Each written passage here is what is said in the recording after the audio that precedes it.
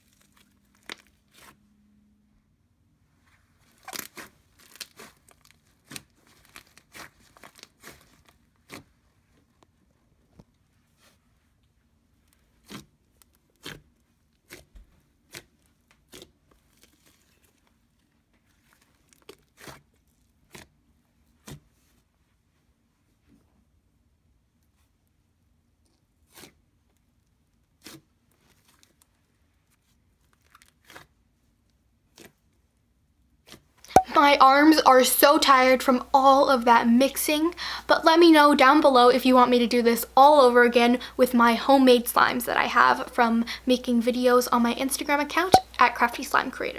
Make sure you subscribe and click the little bell to be notified if you want to see more slime videos. And I recommend checking out my Slime Showdown videos, a series where I find the best slimes out there. Thick slimes, butter slimes, iconic slimes, everything. It's all in that playlist. All you have to do to watch that is tap or click the screen. Thank you all so much for watching. Keep creating, and I will see you all next time.